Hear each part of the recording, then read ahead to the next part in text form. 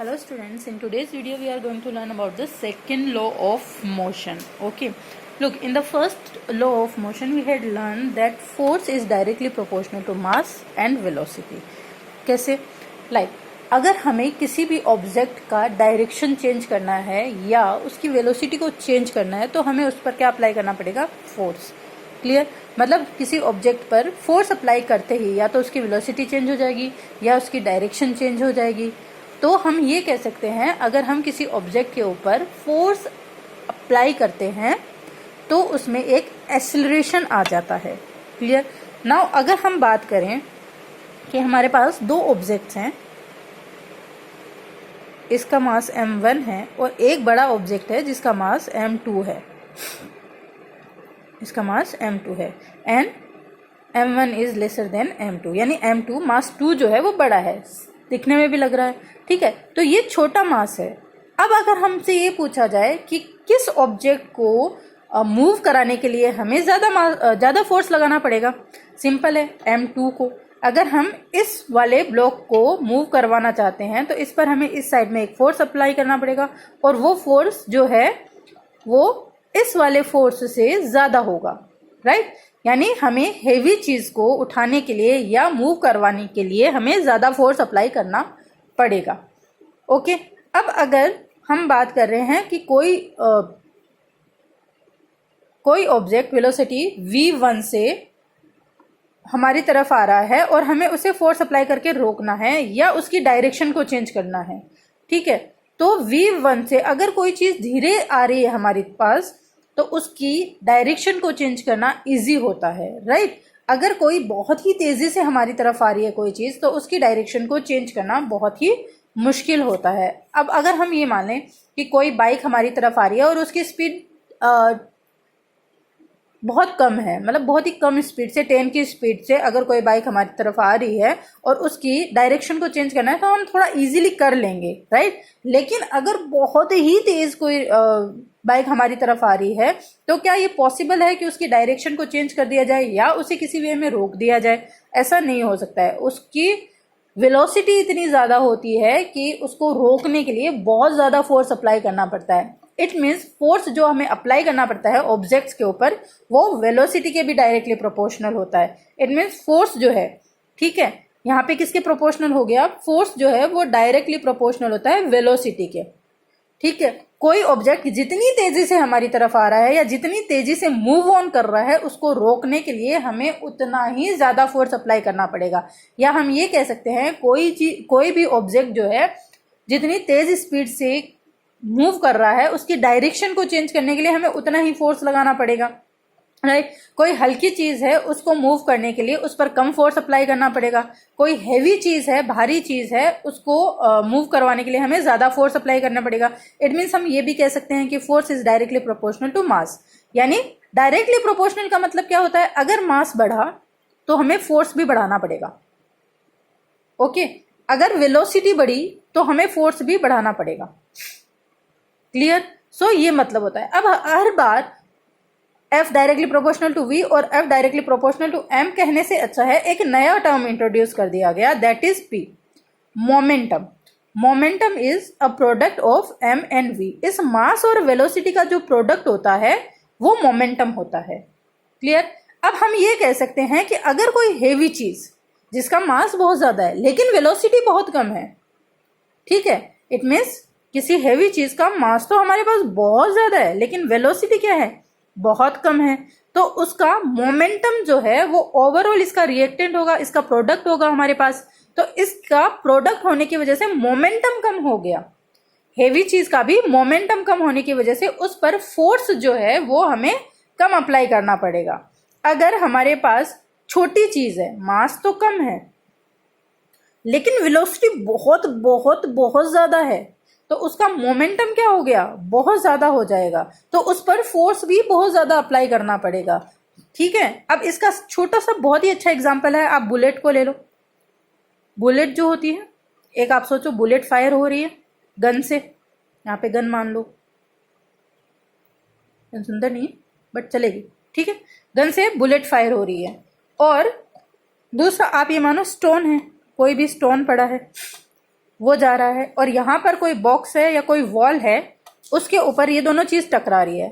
अब इसका वजन, स्टोन का वजन बुलेट से बहुत ज्यादा है, m is greater than this one, ठीक है, बहुत ज्यादा है।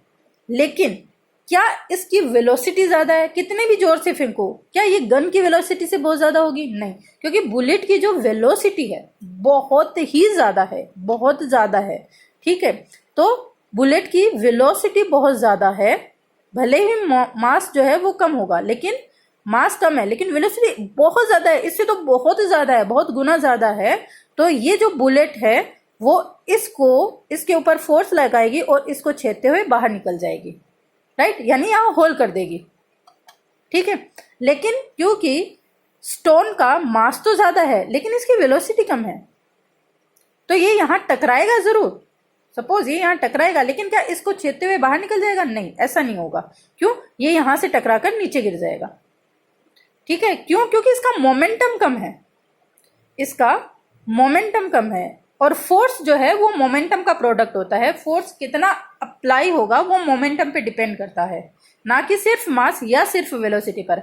हम सिर्फ मास या सिर्फ वेलोसिटी से किसी भी ऑब्जेक्ट को डिफाइन नहीं कर सकते कि इस पर कितना फोर्स लगेगा। सो यहाँ पर मोमेंटम जो है वो हमें बहुत जरूरी होता है, ठीक है। So how can we define momentum? Momentum is the product of mass and velocity for any object. Clear? यहाँ पे मोमेंटम का कॉन्सेप्ट आई थिंक क्लियर हो गया होगा, ठीक है। अब अगर हम बात करें मोमेंटम चेंज की, अगर किसी भी ऑब्जेक्ट पर, मान लो यहाँ पे ऑब्जेक्ट है, उसकी वेलोसिटी दूसरी, मानो यहाँ पर कोई ऑब्जेक्ट है, इसकी वेलोसिटी है u और इसका मास है m, ठीक है। और इसके ऊपर कोई भी फोर्स एक्सर्ट किया गया, फोर्स अप्लाई किया गया, अनबैलेंस्ड फोर्स है। अब अगर इस पर फोर्स लगाया गया है तो क्या इसकी वेलोसिटी चेंज नहीं होगी? बिल्कुल होगी। वेलोसिटी चेंज होगी तो क्या होगा? थोड़ी देर बाद में इसका मास तो वही रहेगा m, सॉरी मैंने बड़ा बना दिया, मास तो वही रहेगा, लेकिन इसकी वेलोसिटी जो है वो v हो जाएगी। यहाँ पर F फोर्स अप्लाई करने पर वेलोसिटी में चेंज आ गया, दैट मीन्स क्या आ रहा है? मोमेंटम में चेंज हो गया, ठीक है। अप्लाइड फोर्स की वजह से मोमेंटम में चेंज आ रहा है, और कितना चेंज आ रहा है? जितना कि फोर्स अप्लाई किया जाएगा। क्लियर? हम जितना फोर्स अप्लाई कर रहे हैं उतना ही तो चेंज आएगा, इससे ज्यादा तो चेंज आ नहीं सकता। So force is directly proportional to the change of momentum. Momentum में जो चेंज हो रहा है उसके डायरेक्टली प्रोपोर्शनल है, ठीक है। अब ये फोर्स कितनी देर तक अप्लाई हो रहा है उस पर भी डिपेंड कर रहा है कि इस मोमेंटम में, इस वेलोसिटी में कितना चेंज आ रहा है। हमने थोड़ी सी देर फोर्स लगा के छोड़ दिया तो v से अगर वेलोसिटी बढ़ रही है, u से वेलोसिटी जो इंक्रीज हो रही है वो बहुत माइन्यूट होगी, ठीक है। वेलोसिटी चेंज जो है वो बहुत कम होगा। लेकिन यही फोर्स अगर हम कंटिन्यूअस अप्लाई करते जा रहे हैं तो वेलोसिटी चेंज जो है वो बहुत ज्यादा हो जाएगा, ठीक है। तो इट मीन्स इसमें टाइम भी इन्वॉल्व है। फोर्स लग रहा है, कितना फोर्स लग रहा है, कितने टाइम तक फोर्स लग रहा है, ये डिपेंड करता है कि मोमेंटम चेंज जो है वो किस रेट में होगा। So we can define it that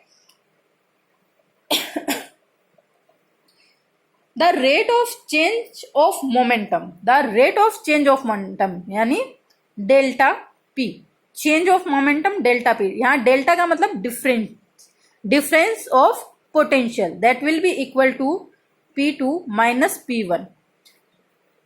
final potential, sorry final momentum minus initial momentum. Clear? So ये चेंज आ गया हमारे पास। अब रेट क्या होती है कि भाई ये चेंज कितनी टाइम में आया है, ठीक है, कितने टाइम में आया है वो होती है रेट, ठीक है। So rate of change in momentum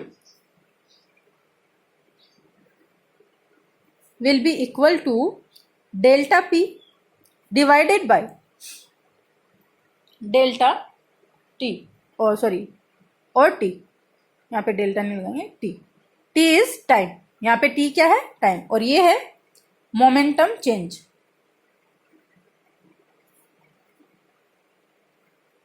clear? So second law of motion ये कहता है कि अनबैलेंस्ड होगा, बैलेंस्ड फोर्स होगा तो नेट फोर्स जीरो हो जाएगा, राइट। हमने देखा था ना बैलेंस्ड और अनबैलेंस्ड फोर्स में अगर नेट फोर्स जीरो होता है तो उसे हम कहते हैं बैलेंस्ड फोर्स। अगर नेट फोर्स ही जीरो है तो कोई भी तरह का चेंज जो है वो ऑब्जर्व होगा ही नहीं। सो unbalanced force, applied unbalanced force is directly proportional to the rate of the change in momentum। ये है rate of change in momentum, clear. So अब क्या हो रहा है, क्या कह रहा है ये कि फोर्स जो है वो किसके प्रोपोर्शनल है, मोमेंटम में चेंज की जो रेट है उसके प्रोपोर्शनल है। यही जो है वो सेकेंड लॉ ऑफ मोशन होता है, क्लियर। तो इसको हम अगर स्टेट करना चाहें तो what is second law of motion.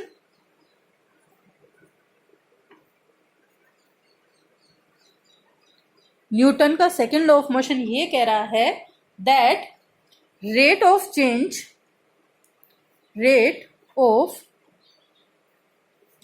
In momentum is proportional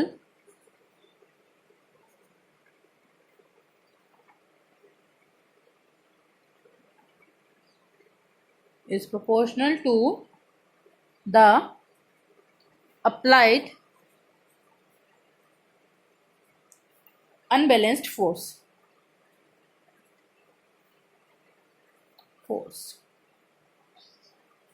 ठीक है, in the direction of force।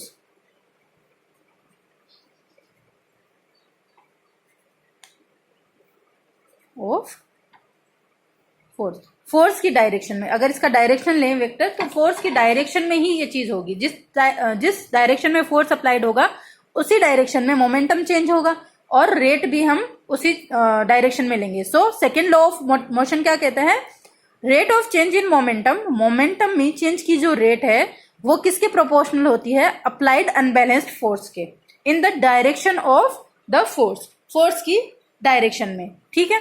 सो अब जब हम फोर्स की बात कर रहे हैं तो इसे हम मैथमेटिकली डेराइव करते हैं। इसको अगर मैं ये कहूं, no, force is directly proportional to change in momentum, rate change in momentum, okay.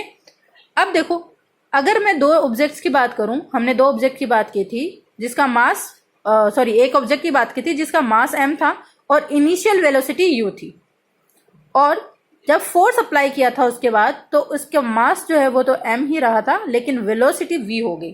m जो है वो इनिशियल वेलोसिटी है,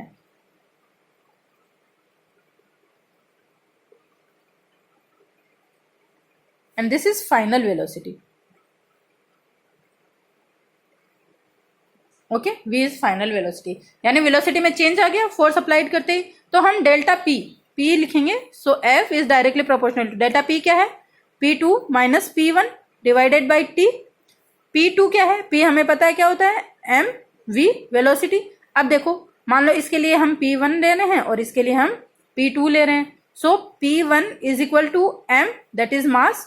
इस टाइम वेलोसिटी क्या है, u, ओके। और p2 क्या हो जाएगा हमारे पास, मास तो वही है और वेलोसिटी यहां क्या है, v, ओके। सो p1 और p2 की जगह वैल्यूज रख दूं मैं, बराबर ही है। So f is directly proportional to m v minus m u divided by t, okay. Now f is directly proportional to, m को मैं कॉमन ले लूं, कॉमन लेने का मतलब क्या होता है, इसमें डिवाइड कर दो m का, इसमें डिवाइड कर दो m का, सो राइट। सो m मैंने कॉमन ले लिया तो बचा क्या, v minus u divided by t, fine. अब देखो v minus u divided by t ये किसके बराबर होता है, एक्सीलरेशन के बराबर होता है, ठीक है। हमने मोशन चैप्टर में पढ़ा था v minus u divided by t is equal to a is acceleration, okay. यहां पर a क्या है, एक्सीलरेशन है, a is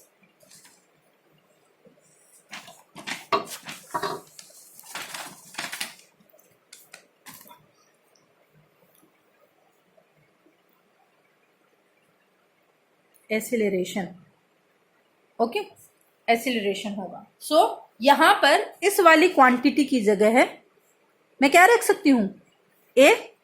so F is directly proportional to M A, okay. जब हम ये प्रोपोर्शनलिटी का साइन हटाना चाहते हैं और इसको इक्वल करना चाहते हैं, किसी भी दो क्वांटिटी को अगर हम इक्वल करना चाहते हैं तो यहां पर इस साइन को हटाने के लिए एक कांस्टेंट अप्लाई किया जाता है जिसे हम कहते हैं proportionality constant. So F will be equal to k. देखो अब यहां मैंने ये साइन हटाया है इसलिए इक्वल लगाया है, और ये के कहां से आया, साइन हटाने के लिए जो हमें कांस्टेंट लगाना पड़ता है उसे हम प्रोपोर्शनलिटी कांस्टेंट कहते हैं और इसे की से रिप्रेजेंट करते हैं, के से रिप्रेजेंट करते हैं, के एम ए। फाइन, नाउ यहां पर के क्या है, के is proportionality constant.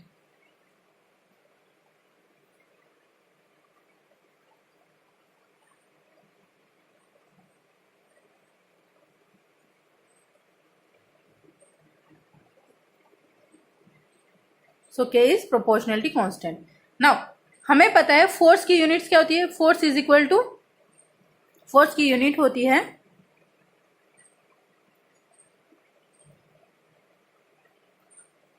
kg into metre per second square, और यही इसकी यूनिट होती है।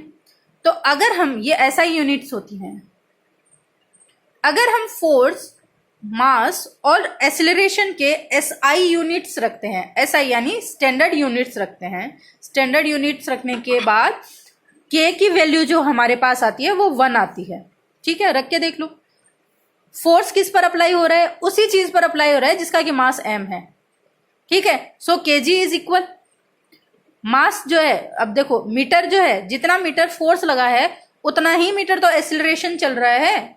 एक्सेलरेशन हमने कितने में काउंट किया है, उसी मीटर में, उसी डिस्टेंस में, उसी वेलोसिटी में फोर्स काउंट किया, उसी वेलोसिटी में हम एक्सेलरेशन काउंट कर रहे हैं। So metre should be same for both of the quantities, seconds उतना ही टाइम है, टाइम इज इक्वल, राइट। यहां से यहां पहुंचने पर जितना टाइम लगेगा उतना ही तो हम फोर्स अप्लाई करने में टाइम लगेगा। जितना फोर्स अप्लाई करेंगे, जितने टाइम तक फोर्स अप्लाई करेंगे उतने टाइम में ही तो वेलोसिटी चेंज हो रहा है, उतने ही टाइम में एक्सेलरेशन आ रहा है। सो SI यूनिट्स में अगर हम दोनों की क्वांटिटीज रखेंगे तो K की यूनिट जो है वो K की वैल्यू 1 आ जाएगी। So in short we can say F is equal to, ये 1 रख दिया, MA।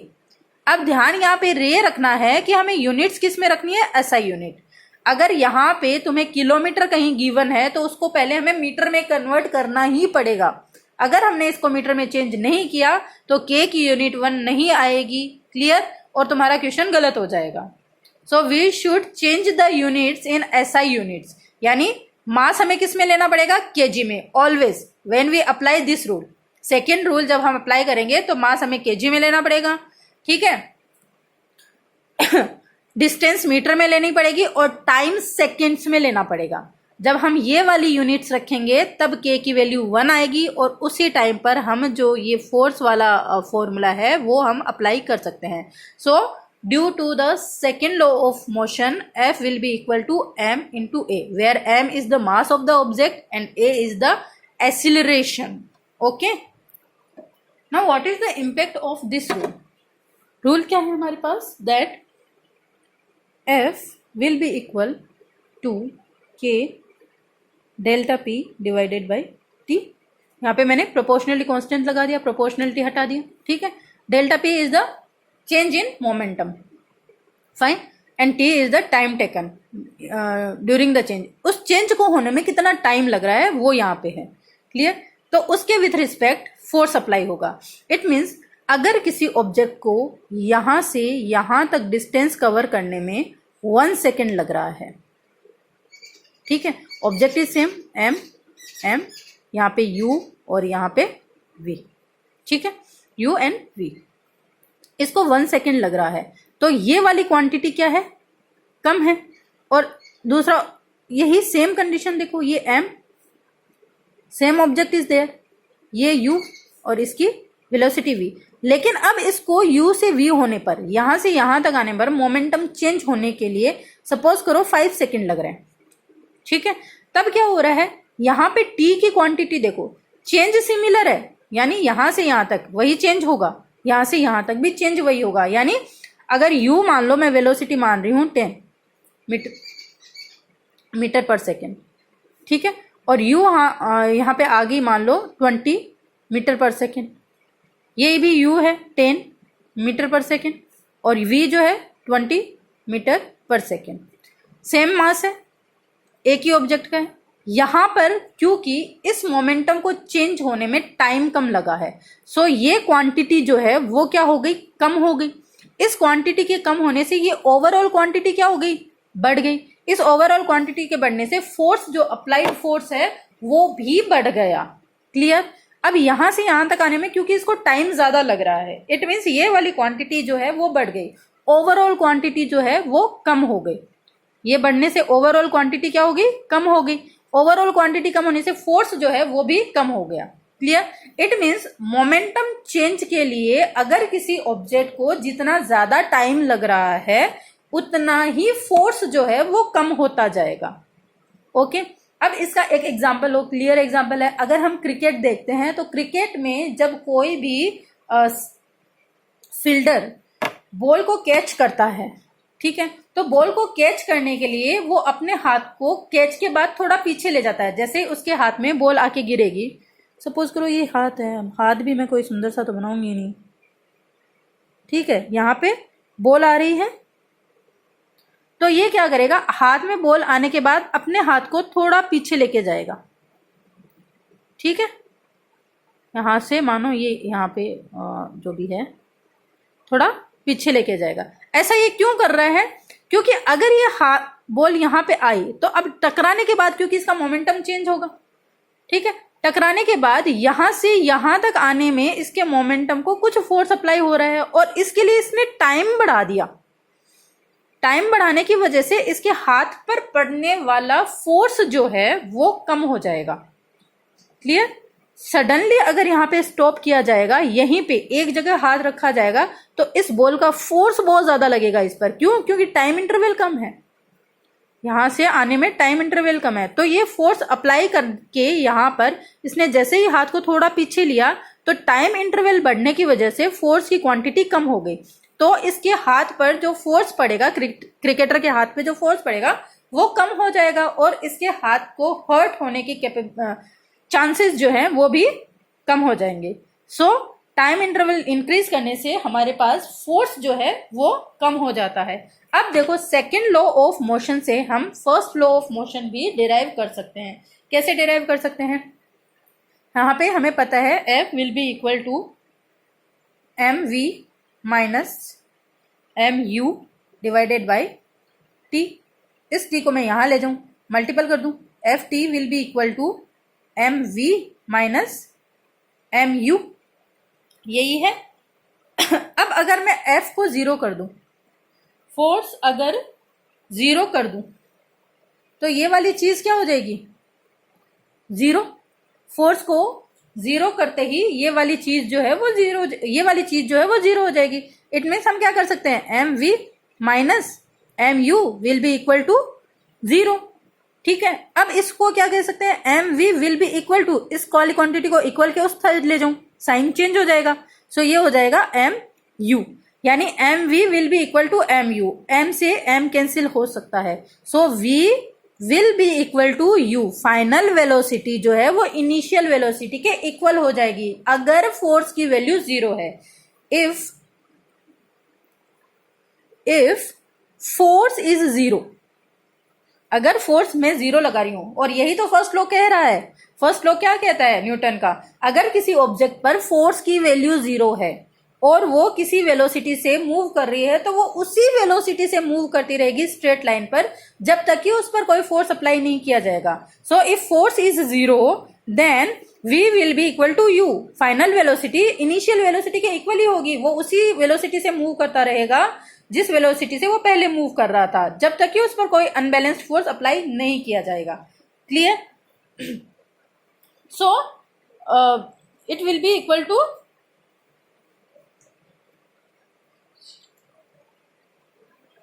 अब अगर यहां पर u जीरो है, सपोज करो कोई भी चीज जो है वो पहले से ही जीरो में ही है, u वाली अगर वैल्यू जीरो है, ठीक है, तो अब क्योंकि u और v इक्वल है तो वो बाद में भी जीरो ही वेलोसिटी में रहेगी। इट मीन्स अगर कोई चीज रेस्ट पर पड़ी है, एक जगह पड़ी है, तो वो उसी पोजीशन में पड़ी रहेगी जब तक कि उस पर फोर्स नहीं लगाया जाएगा। इफ एफ इज जीरो और यू जो है वेलोसिटी कोई है नहीं, तो फाइनल वेलोसिटी उसके बराबर होगी, यानी वो बाद में भी नहीं चलेगा।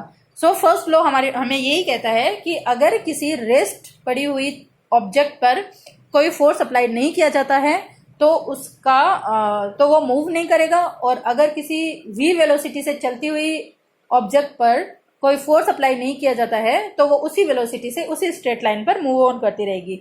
ये फर्स्ट लॉ ऑफ मोशन था, और सेकेंड लॉ ऑफ मोशन से हम फर्स्ट लॉ ऑफ मोशन भी इस तरह से डिराइव कर सकते हैं। सो this is the momentum, the second law of motion and the impact of the second law of motion. Fine. Now let's take an example. Question number 16. An object of mass 100 kg. 100 kg मास का हमारे पास object है। सो m will be 100 kg। अब kg में ही है, इसको हमने क्या बोला था, ऑब्जेक्ट जो है वो kg में ही लेने हैं। ठीक है। अगर हम फोर्स कैलकुलेट कर रहे हैं तो is accelerated uniformly from a velocity of 5 metre per second to 8 metre per second. So initial velocity क्या हुई हमारे पास, 5 metre per second. So u will be equal to 5 metre per second. Second inverse का क्या मतलब होता है, इसको नीचे लाया हुआ है बस। ठीक है, metre per second, u is this, और हम इसको क्या कह सकते हैं, 5 मीटर पर सेकेंड। इसको जब ऊपर ले जाते हैं तो जो पावर होती है वो नेगेटिव हो जाती है। ठीक है, to 8 metre per second. So v will be equal to 8 metre per second. Now calculate the in 6 second. यहां से यहां तक मतलब वेलोसिटी को 5 मीटर पर सेकेंड से 8 मीटर पर सेकेंड होने में जो टाइम लगा है वो है 6 second. So t will be equal to 6 second. Now what we have to calculate the initial and final momentum p1 and p2 हमें कैलकुलेट करना है। Okay. Also find the magnitude of the force exerted on the object. Object पर कितना force लग रहा है, ठीक है, उसका हमें मैग्नीट्यूड भी निकालना है, मतलब हमें कितना फोर्स लगाया है वो भी निकालना है। सो फोर्स भी हमें कैलकुलेट करना है। सो पहले हम क्या करेंगे, मोमेंटम जो है वो कैलकुलेट करेंगे। So P1 will be equal to m into u। So that is 100 kg into 5 meter per second. So that is 500 kg into meter per second. ये वाली जो चीज होती है वो होती है, क्या होता है उसका, न्यूटन। ओके। फिर P2 ये इसकी यूनिट है, kg into metre per second. हम जब भी कोई क्वांटिटी न्यूमेरिकल्स में रखते हैं तो उसको विथ उसके यूनिट्स के साथ रखना चाहिए होता है। ठीक है, just put the quantities along with their units if we are going to calculate any numerical. Now what is P2, m into v, that is 100 into 8, 100 kg 8 metre per second. So that will be equal to 800 kg meter per second. Okay, now we find out P1 initial momentum, final momentum. Now what we have to calculate, force. Force will be equal to K P2 minus P1 divided by T. Okay, सो यहाँ पर force calculate करने के लिए अगर हम kg metre per second में सारी quantities रख रहे हैं तो k की वैल्यू क्या होगी, 1, राइट। P2 क्या है, 800 kg metre per second minus 500 kg metre per second divided by 6 second. Fine. Now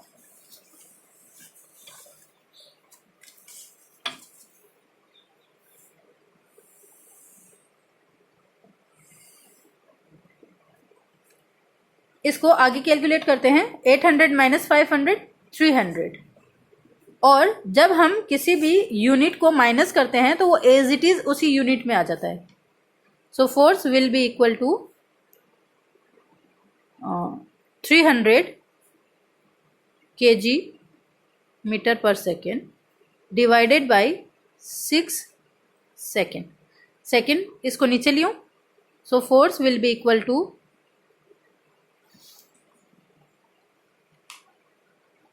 50, इसको काट दिया direct, 50 kg metre per second square. और ये वाली जो क्वांटिटी होती है वो न्यूटन के बराबर होती है। So 1 newton will be equal to kg 1 kg into 1 metre divided by second square. ये वाली जो चीज़ होती है वो ओवरऑल 1 न्यूटन के बराबर होती है। तो हम इसको न्यूटन की जगह, इसकी जगह हम न्यूटन रख सकते हैं। सो we can say 50 newton. So this is the answer of force. So that is how we can calculate the numericals by using the second law of motion.